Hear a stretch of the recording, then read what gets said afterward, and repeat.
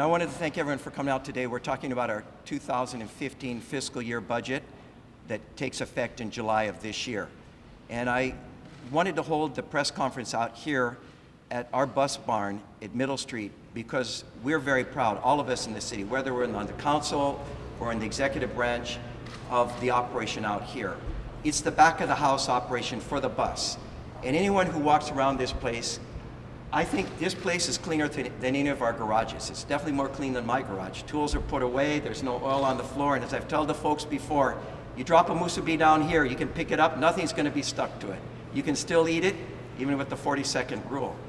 And it shows pride in work, it shows commitment to doing a good job, and it's a testament to our bus service.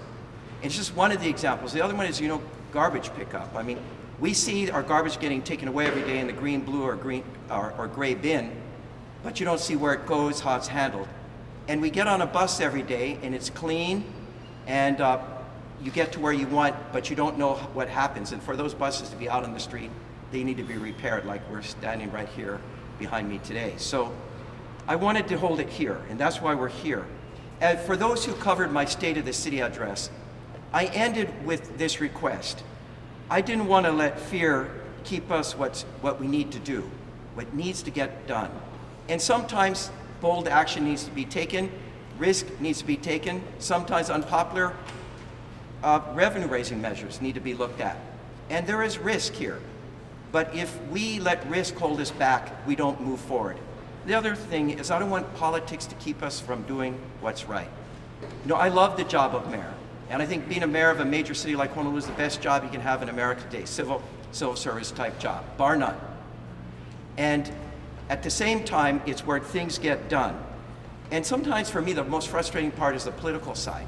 It's the nature of the business, and we need to all work at it, but that's why today we're joined by council members and by executive branch directors, because it's about working together with the team at the bus and in every other city department and with our council to get the job done, to deliver the services that are important to all of us. And today, I am submitting a balanced budget for 2015 fiscal year. A balanced budget for the fiscal year 2015. I'm obligated to do so. We have submitted one.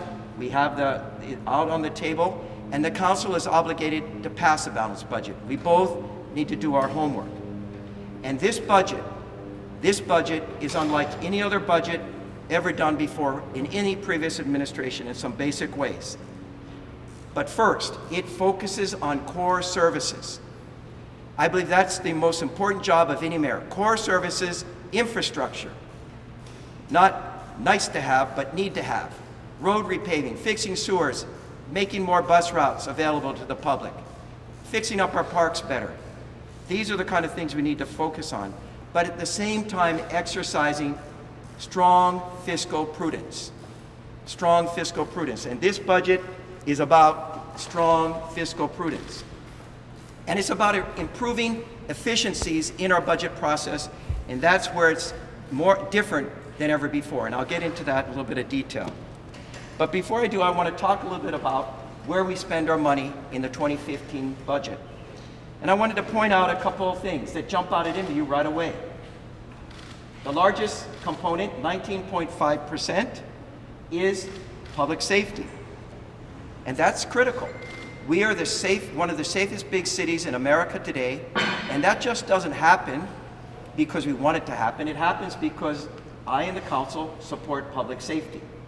But after that, it very quickly falls to things like debt service at 18.9%, and things for health and retirement for our current workers and when they retire at 18.1%. These are huge chunks of money just to keep in place, and by the way, these amounts continue to go up. So it shows the stress and struggle that we all live under. Mass transit, 11.2%, that is the bus system that we're out here. It's expensive to run. Sanitation, 13.9%. If you add sanitation and public safety, by far it's the biggest component because that is a priority of this administration and the council in terms of policy. In terms of the 19.5%, it equates to about $420 million for public safety. That's police, that's fire, that's ambulance, that's ocean safety. For sewers, for sanitation, that's sewers and garbage disposal at 13.9%. And for the bus, that's $240 million every year and growing. The remaining goes for maintaining our public facilities. I next wanted to talk about our capital improvement budget. So the first one is operating, right? It's the day-to-day operations of this city, this island. 973,000 people live here. They live or die by what we do, I believe.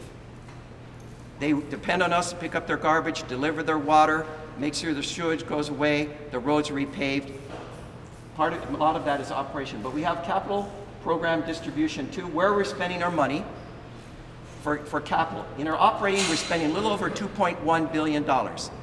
It's slightly more than last year by $77 million. Our capital program, $640 million.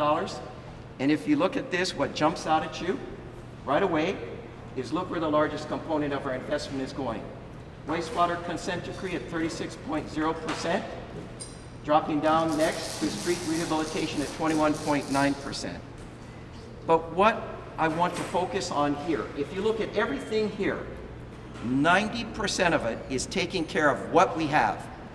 The argument is that government can't take care of what we have well enough. This is a commitment to take care what we have well enough to make sure that it goes into the future. 90%, maintaining our roads better, fixing our sewer system, making sure our current facilities are maintained. 10% are new items. One of them is transit-oriented development, or I like to call transit-enhanced neighborhoods, at 3.3%. That is new, because rail is coming online. To really make sure rail succeeds, we need the interface between the rail system and the community that's going to use it. And the game changer, as Michelle Obama knows, is about what happens around these transit stations in terms of creating housing for our middle class in the urban core, closer to home and closer to work. And the other one is new facilities. And that are things like the Alapai new transit building that's going to be dealing with how we manage our traffic. It's a $22 million project that we're starting this year in 2014. That's something new. It's right by the Alapai parking structure in that vacant land that's there right now. Again, highest priorities are health and safety. Sewer consent decree, I've talked about that. At 36%, that's $270 million. Fixing roads, $140 million to keep the movement going on this. $39 million for parks and rec, because we have a lot of deferred maintenance. We go to our parks all around this island, over 300 of them, and you can see bathrooms that need to be repaired, playground equipment needs to be fixed. This is all dedicated to making sure that we take better care of what we have. Okay, next. As I mentioned, our budget is about spending to make a difference. Spending to make a difference, not just to spend, but how do we spend to make a difference? And where this budget is a game changer is some of the things that we have implemented this year. One is zero-based budgeting. The private sector follows this model all around the country. Most governments do not. Our government did not. So we've implemented this program, and what it means is in the past, with prior administrations will set a ceiling for their budget. They'll look at the previous budget, say what was the ceiling there, and we'll add a little bit more for the coming year, without questioning why we're at a ceiling of a certain amount. What we've done, what Ember Shin, our managing director, has done, is sit down with every single department that gets general fund money or highway fund money and said, you need to start at $0, and justify every single dollar you want, and why you need it, and how you're going to spend it. And if you can justify it, it goes in your budget. If you can't, it's out. This brings great fiscal discipline to the process and makes people question why they're doing what they're doing for the first time. And just instead of assuming, they ask the question. So I think that's really important. Then right-sizing government. This is something that's not been done before. Ember Shin went to every single department and asked them, what positions have you had over the past 5 years, looking back 5 years, and said, have you filled them? Why haven't you filled them? Can you fill them? Will they be able to be filled? And if the answer was no, then the next question is, could we deactivate this position? Take it off your table into another column and deactivate it because you're not using it. And every department came up with recommendations. We didn't do it across the board, just say we're going to take 25% off or 5%. We asked them, they gave us the recommendations, and we followed those recommendations. This resulted in greater fiscal discipline. I can promise you, no department director wants to give up a position that they may need in the future and is there for a good reason. But it made them start to think, do I really need it? And how do we shrink the size of government? And so we deactivated 618 positions. The equivalent cut is about $28.7 million. Then we followed creating a salary provisional account. Now, Ikaika Anderson, Councilmember Ikaika Anderson to my right, understands this well. His old council member that he followed in suit used to talk about these vacant funded positions and how do we handle them. They've been in government because they're positions that are funded but not filled because of attrition. You know, we're always filling, but people are leaving. But there's always this, some amount that is not filled. And so what we did, again, for the first time, never done before, we didn't say, okay, we're just going to take 25% and cut it. We sat down with every director and asked them, what positions haven't you filled? Are you going to be able to fill them? Looking back 5 years again, and we took those positions that they hadn't filled and we put them into a special account. And then we cut it by 25%, which resulted in an $8.4 million savings.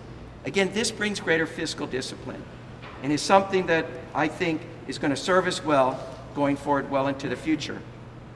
But I want to emphasize one thing. As you know, at the end of the last fiscal year, and all of you covered it, when the council passed their balanced budget, we were concerned about a potential shortfall in this fiscal year. We talked about $156 million gap. We talked about we're going to find savings. And so we tightened our belt and we found $20 million in savings, including in places like the police department. We went to them, we didn't say we're going to take your money, we asked them, what can you live without? And they came up with $4 million. Percentage-wise, it was a small amount, but it was the largest of the 20 million we found. And it did impact some of their recruit classes for this coming year. But obviously, we want to remain the safest big city, one of the safest big cities in America. And so we want to make sure going forward in the out years, they do have their recruit class. So in the vacant funded positions cuts, we put $17 million. We pulled it out of the vacancy pool and put it back in so police and fire can have enough money for the recruit classes, and cutting the vacant funded positions will not impact that aspect. Extremely important. Back to the budget.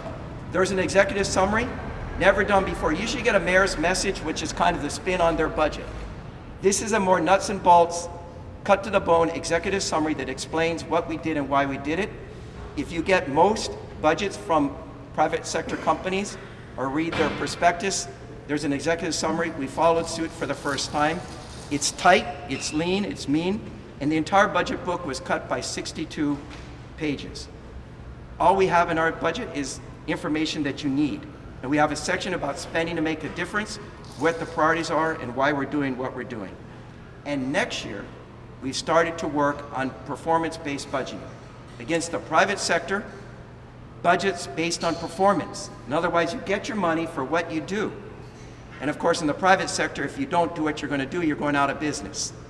And so I want to apply the same principles to government and make sure that we are budgeting for how we're performing. And if things are not working, then why are we budgeting for them? And we're going to be working with departments in the coming year to make sure that that is put in place. Okay, next. My priorities. I would like to say these are all my priorities, but there are priorities. Everyone on this island has demanded what we're talking about here. But not only that, for example, in road repaving, the first one, Stanley Chang led the charge. When I was the managing director, yes, I supported road repaving. We repaved almost 300 lane miles in 2010. When I left, Stanley Chang came into office. He stepped up and said, we got to continue it. And he found more money, and he kept the pressure on. When I came back, I partnered up with Stanley and said, we want to keep doing this. And last year we got $120 million for road repaving, and we repaved almost 400 lane miles, 2 miles short. And I checked, as of today, we're up to 77 lane miles for this year. And so we're committing for another 140 million to keep going forward. So in the next 4 years, we will have repaved every substandard road on this island. And people demand that that be done. Bus service. Here's where you try to live within your means. The previous administration was trying to find savings. They cut bus routes. And overnight, a revolution occurred. People are upset everywhere around this island. We came and restored 9 bus routes. Where's Mike Formby? Mike, why are you back there? Anyway, Mike Formby helped restore those routes. We have proposed 1.4 million to enhance service. And it does relate to bus advertising. Transit-oriented development, or transit-enhanced neighborhoods. The game changer is $20.3 million. This is for land acquisition, for infrastructure, and for our catalytic projects at Kapalama and in other areas to make sure that we actually grow these neighborhoods with housing for the middle class. And 4.4 million for planning, design to make sure it happens. Sewers, next 270 million in capital improvement. Laurie Kahikina's here. She works every day, and I'm so proud that we've met every one of our deadlines in FY13, or as of June of 2013. Parks, $65 million in operation for the parks. This is again about making sure our bathrooms are clean, we got toilet paper, the showers are working, and all of those things that people demand. But we have another 39 million in capital improvements because of deferred maintenance. Many of our parks need to be improved, and so we've committed a significant amount. 5 million is going to go for iconic parks like Ala Moana Beach Park and Thomas Square, and then this new Blaisdell Cultural Corridor from the Honolulu Museum of Art, Mauka, through Thomas Square, all the way through Blaisdell to connect a Mauka to Makai kind of park. Housing first. Big game, $18.9 million to acquire housing, to house our families in permanent housing. This is a game changer. And I want to emphasize this. When we talk about housing first, housing people in permanent housing, it's for everyone, including families. Just yesterday, I met with the Veterans Administration on their programs to house homeless vets. And they said a huge effort is underway within the Veterans Administration to house veterans with families. So housing first is not just about single men, it is about families, it's about women, it's about getting people off the streets into permanent housing where they can be treated for their addictions and mental illness and get better and break this cycle of housing. And where it's the worst is in families. It continues and perpetuates the cycle of homelessness. So the focus in Housing First is to find units for individuals and families to be housed in. 3 million of it is going to go to operations of operating the program, of which 2.5 is for wraparound services working with our providers. And the final one is energy efficiency. I talked about changing out all our LED lights, 50,700 lights, but we're also putting money in to make sure that we start the process of more energy conservation and new energy initiatives. That is a new priority in this administration. Okay, next chart. The gap. I know some of you have asked, Kirk, you said 155, 156 million, where are we? And I said, we're closing that gap. And it's a moving target. When we talked about a gap of 155, 156 million, we are making certain assumptions at the time the fiscal year 14 budget closed. We anticipated real property taxes increasing by about 3%. The good news is the values of real property went up by 7.7%. That's not bad news, by the way, for us. Anyone who owns a property would much rather say my values increased than dropped by 20%. And it reflects a strong, growing economy, which is a benefit. So some of the assumptions changed. The healthier real property tax growth. The other thing is our carryover balance. That's what we hold for worst case, and it carries over to the new cycle. We were very fiscally conservative. We found the 20 million savings in the 14 budget, and it moved over. So our carryover balance assumptions were healthier than what we assumed. And we're able to cut because of that. You know, the zero-based budgeting, streamline improving our operations, deactivating positions, the vacancy cuts all helped us close this gap. But it didn't close it entirely. We still have $46.6 million in a gap that needs to be filled. And either you fill it by cutting services or you fill it by enhancing revenue. And so I want to talk about five revenue enhancements that total $56.6 million that fill that gap. Okay, next chart.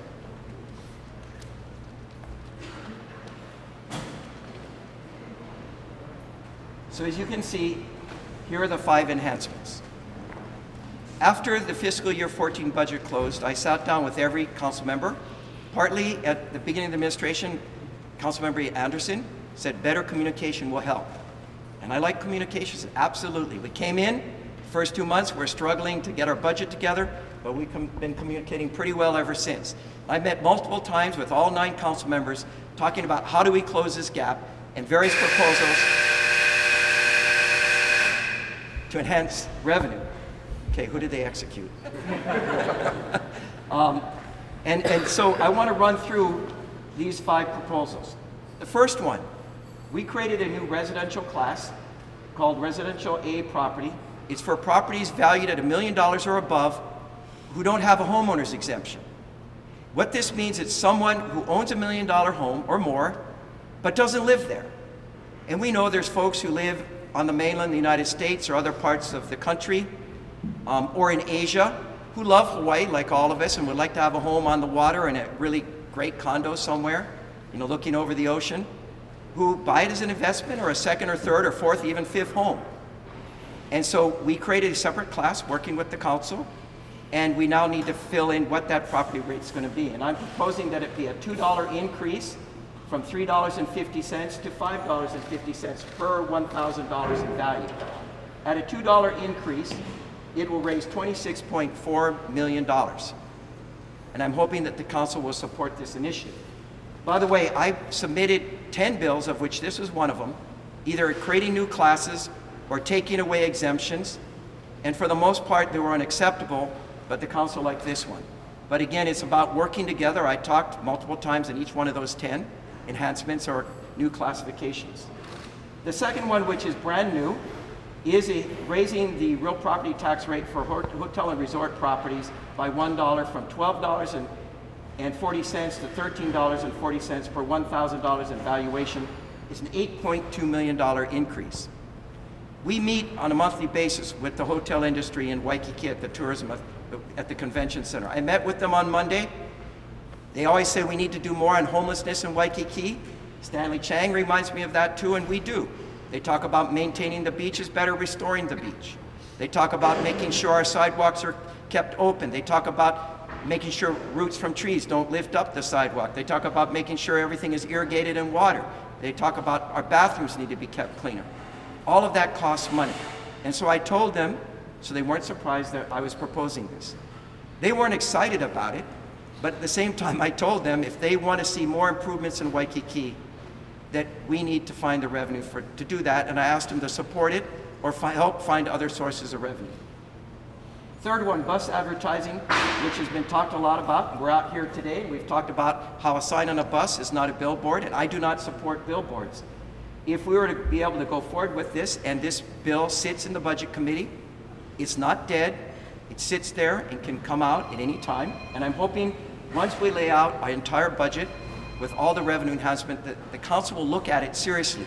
Because I believe reasonable people would want to see what all the cards are that are laid out before they start rejecting them. And so if this was to go forward, we'd raise about $1.5 million this year, and it would go towards bus enhancements, new routes in places like right here in Kalihi, which is demanding better service into Waikiki, where so many folks in Kalihi work.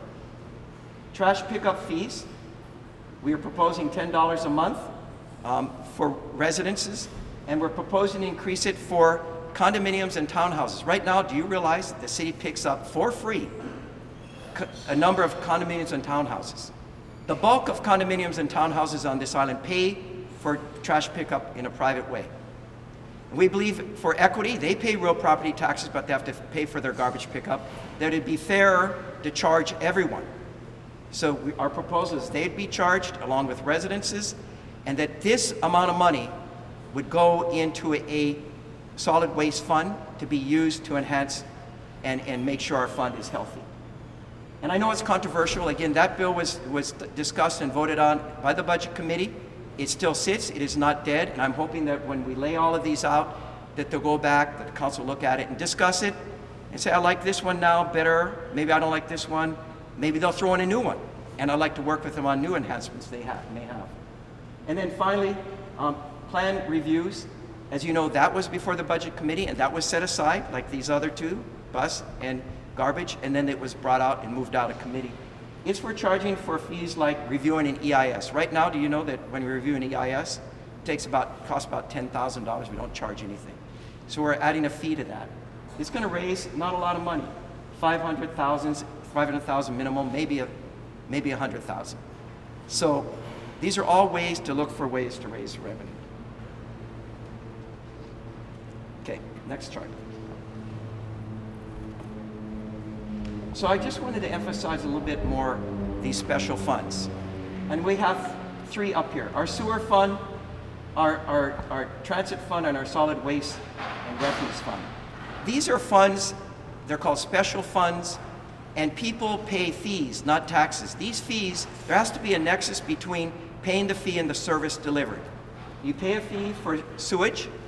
The service delivered is you flush your toilet, the bad stuff goes away. For bus, you pay a fee, a bus comes through your community that you can ride. And for garbage pickup, you pay a fee and garbage is picked up, and they go into special funds. It's not part of the general fund. It can't be used for other things. It has to be used for the services provided. Our sewer fund, you can see, is pretty darn healthy right now. But we're spending $4 billion between now and 2035 to improve our sewer system. $4 billion, almost as much as our rail system. This money will be used, but we have to make sure that we're collecting it, and as we go out, this fund will come down. But bus and solid waste, as you can see, for bus, $210 million. We get revenue of 68, mainly from bus fares, and the public subsidizes $142 million out of the general fund, out of their real property taxes. This is not sustainable, folks. This only gets bigger as we go forward. It doesn't get cheaper to run our buses. The price of fuel goes up. The price of personnel goes up. There's 1,800 bus drivers and personnel in the bus system. And so if we don't do something different this year, at some point this fund becomes unsustainable. Garbage. We get about $34 million, much of it from tip fees. That's trucks that go out to our landfill and dump garbage, they gotta pay. Or they go to H-Power and we burn it, they gotta pay. So we get $34 million, but we have a $91 million shortfall out of a budget of $125. This fund is not sustainable. And so as much as I don't like talking about charging for garbage or doing bus advertising, although it's not billboards, we need to do something. If we're going to bring about greater sustainability to these two funds and to the services that people depend on and our basic quality of life types of services, we need to change how this works. Either that or we cut back on service, which I'm against doing. So I wanted to run through these and just emphasize these points. So in closing, I wanted to say that we put a lot of time and effort in this budget. For someone to say 2 or 3 days ago, we'll take some chunk out of the budget and the mayor can just recalculate the numbers. Absolutely incorrect. And they do not understand how the process works. We spent 156 days on this budget. 17 staff members worked on it. 17,000 hours just in budget and fiscal services, led by Nelson Koyonagi and Gary Kurakawa and their staff. 17,000 hours. Ember, how many hours did you put in this? How many days? 130 hours? A lot of time. This is complicated. A budget over $2 billion in operations, over $500 million in CIP budget. Everything is interlinked and related to each other. One change here changes other places. We spent a lot of time on this. Now the council will have it to work on it for the next 4 months. I have submitted a balanced budget to the council. Their job now is to pass a balanced budget. I will work with them to pass a balanced budget. I will find the information they want when they ask for it. I will ask them to seriously consider the revenue enhancements I proposed. If they don't like them, they need to come up with ways to balance the budget through other means or by cutting services. And I'm hoping we can work together. They may come up with enhancements that are good, and I'd like to work with them and talk to them about it. So I want to just emphasize, this is about working together. This is about all of us on this island working together to make sure that we thrive in the 21st century, that we have the infrastructure we need, and that our quality of life is not only preserved but improved. So I want to thank everyone. I'm opening it up to questions, and after that, for individual questions if you want that. From anyone up here.